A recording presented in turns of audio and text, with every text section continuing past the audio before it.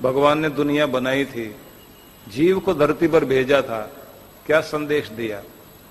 कहा 100 साल तक जीना है, सैकड़ों तरह के काम करने हैं, 25 साल तो तुम्हें सिर्फ तैयारी में लगेंगे। जिंदगी कैसे जीनी है उसके लिए 25 साल व्यतीत करने हैं, और 25 साल जीवन का अंतिम भाग होगा जिस समय तुम वापसी की तैयारी कर रहे हो। 50 साल जीवन के होंगे जो संघर्षों के होंगे। तो छोटे से जीव ने धरती पर जाने से पहले भगवान से पूछ लिया कि प्रभु मैं जा रहा हूं धरती पर, मेरी देख रेख करने वाला कोई होगा धरती पर? कौन संभालेगा मुझे? किनकी गोद में रहूंगा? कौन रक्षा करेंगे? भगवान ने कहा 2 फरिश्ते तुम्हारी रक्षा करेंगे जो तुम्हें सुलाएंगे, जगाएंगे। बोले मुझे कोई इलाज की जरूरत पड़े कौन ध्यान रखेगा? चौकीदारी की जरूरत पड़े कौन ध्यान रखेगा? भगवान ने कहा 2 फरिश्ते तुम्हारे लिए दूंगा जो तुम्हारे लिए चौकीदारी का काम करेंगे।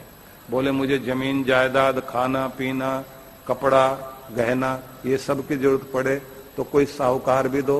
बोले 2 फरिश्ते साहूकार के रूप में देंगे जो तुम्हारे लिए जमीन जायदाद भी देंगे, मकान भी देंगे, गहने भी देंगे, ऐसे साहूकार भी 2 देंगे।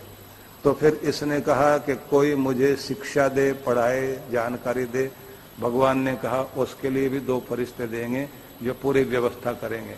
ये बोलता चला गया, भगवान बोलते चले गए, 2 फरिश्ते देंगे, 2 फरिश्ते देंगे। आखिर में इसने कहा कि ये सारे फरिश्ते मिलाकर 2000 हो गए। तो 2000 अगर मेरे अकेले के लिए होंगे तो दुनिया में तो भीड़ लग जाएगी। भगवान ने कहा ये 2000 नहीं, ये होंगे 2 ही। एक का नाम मां होगा, एक का नाम बाप होगा, ये दोनों ही तुम्हारे लिए पूरा ध्यान रखेंगे। 2000 के बराबर 2 ही चौकीदारी भी करेंगे, पढ़ाएंगे भी, लिखाएंगे भी, साहूकारी करते करते। ध्यान रख लेना, भगवान ने कह दिया तेरे शौक पूरे होंगे माँ बाप के जमाने में,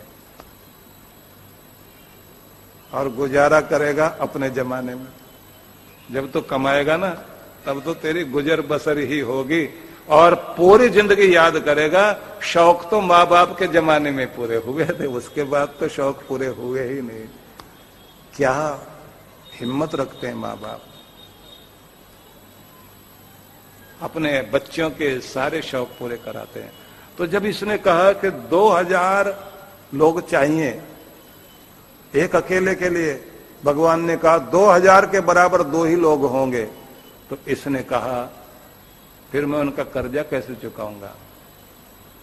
जो मेरे लिए इतना करेंगे उनका कर्जा कैसे चुकाऊंगा?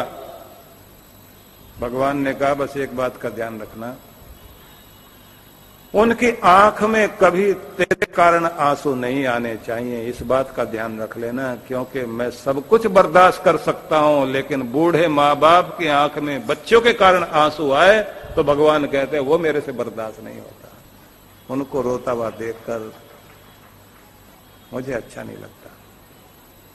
जो अपने माँ बाप को रुलाते हैं ना, उन्हें तड़पाते हैं, अभागे होते हैं वो बच्चे। इसने कहा कर्जा चुकाने का तरीका भी तो बताओ भगवान। भगवान ने कहा एक दिन तुम्हें भी फरिश्ता बना दूंगा, जब तेरे बच्चे पैदा होंगे उस दिन तू माँ बाप बनेगा तो भी ऐसा फरिश्ता बन जाएगा, और इसी तरह जैसे तेरे माँ बाप ने किया तो भी अपने बच्चों के लिए करेगा। बस यही है कर्जा चुकाने का तरीका।